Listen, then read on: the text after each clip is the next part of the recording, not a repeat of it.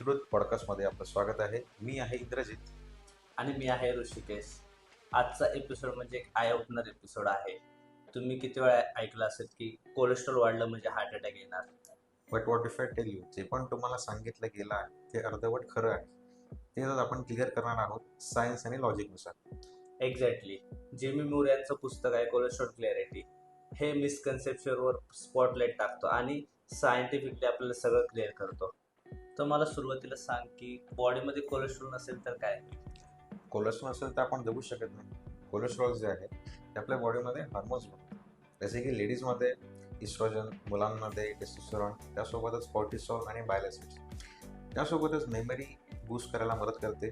आणि बॉडीमध्ये कोलेस्ट्रॉल जे आहे ते एक सेरोटोनिन नावाचं केमिकल जे आहे ते प्रोड्यूस करतं, जे बूस्ट लेवल वाढतं. त्याच्याने काय होतं, आपल्याला हॅपी फील होतं. बरोबर. तसेच सेल मेम्ब्रेन, ब्रेन फंक्शन आणि विटॅमिन डी बनवण्यासाठी सुद्धा कोलेस्ट्रॉलची गरज आहे. तसेच इन्फेक्शन झाल्यावर आपल्याला त्याच्या अगेन्स्ट रिस्पॉन्स करण्यासाठी कोलेस्ट्रॉल बनवते बॉडी. तर याच्यासाठी कोलेस्ट्रॉलची खूप गरज आहे आपल्याला.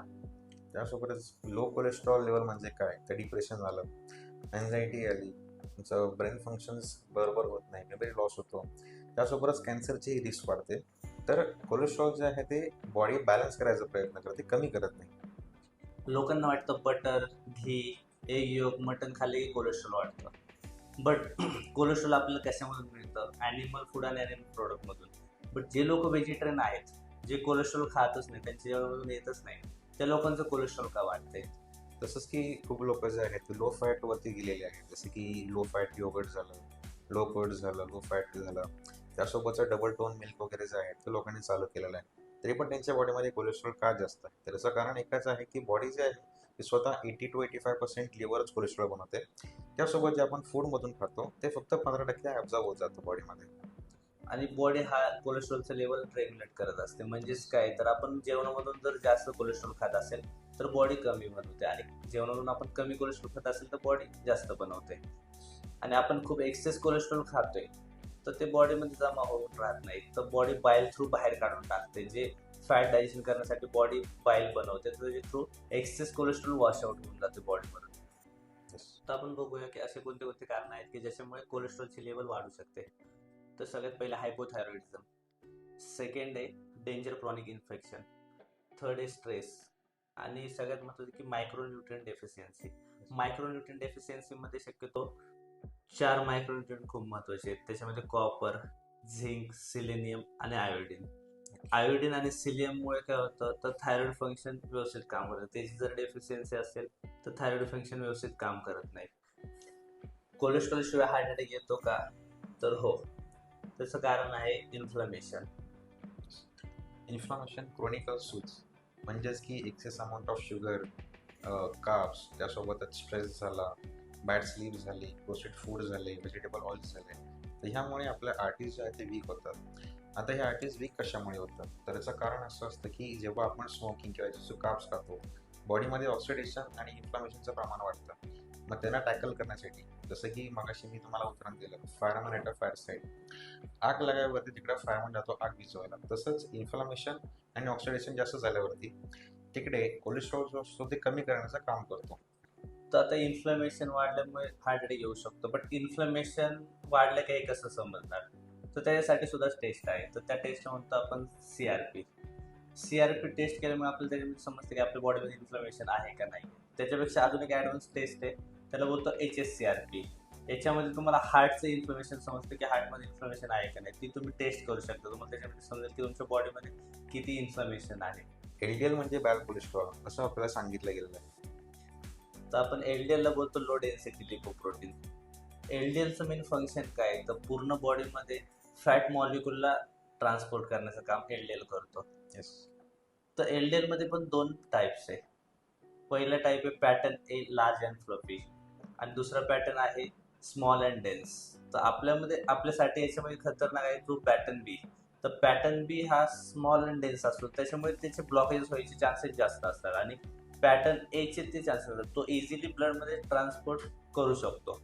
तर आपण पाहिलेलं आहे की लोकांचं कोलेस्ट्रॉल कमी होतं तरी सुद्धा त्यांना हार्ट अटॅक येऊन गेलं. त्याचं मेन कारण आहे की त्यांचं LDL कमी आहे, पण तरी सुद्धा त्यांना हार्ट अटॅक आला, कारण त्यांच्यामध्ये पॅटर्न बी हा जास्त आहे, त्याच्यामुळे हार्ट अटॅक आलेला आहे. तर हे आपण कसं ओळखू शकतो की आपल्यामध्ये पॅटर्न एज असते का P A?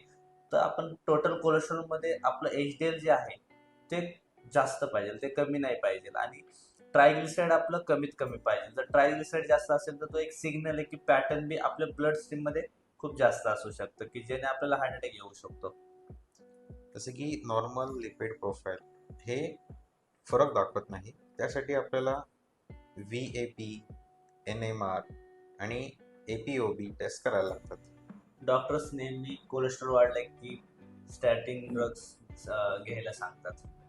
Yes, स्टॅटिन anti inflammatory ते आहेच, पण त्याचे मोठे साईड इफेक्ट्सही आहेत. बघायला गेलं तर असा मेमरी लॉस झाला, मसल पेन झाला, कुकुटेन डेफिशियन्सी आणि फटीग या गोष्टी वाढतात. बरोबर.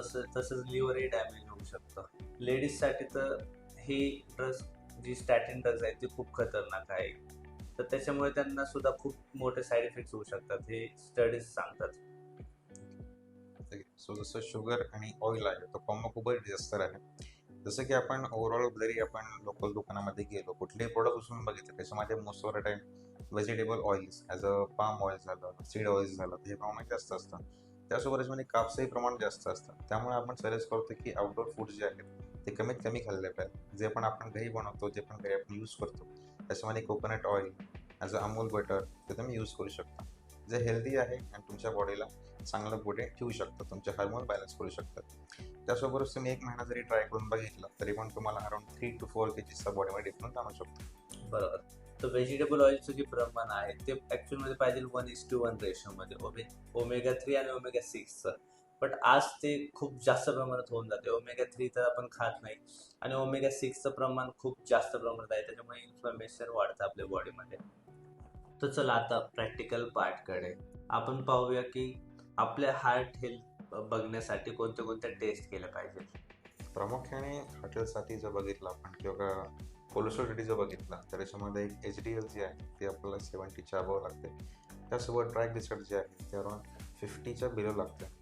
त्यासोबतच ह्या दोघांचा रेशो, तसेच त्यासोबतच HSCRP 1पेक्षा लेस लागतो, कॅल्शियम स्कोर आणि NMR टेस्ट आणि त्यासोबतच VLDL हे करणे गरजेचं आहे.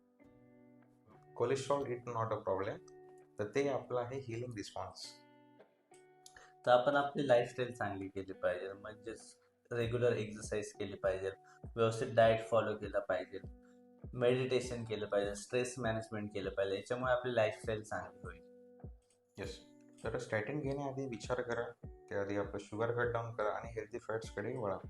जसे की शुगर म्हणजे साखर एवढंच नाही, त्यासोबत चपाती भाजी ज्या आपण गोष्टी खातो, वरण भात जे आहे ते कट डाऊन करा. स्प्राउट्स त्याच्यामध्ये कार्ब्स जास्त आहेत, त्या गोष्टी खाणं टाळा. त्यासोबतच बॉडीमध्ये आपल्या ॲज अ हेल्दी फॅट्स चालू ठेवा, घी, बटर, अमूल बटर.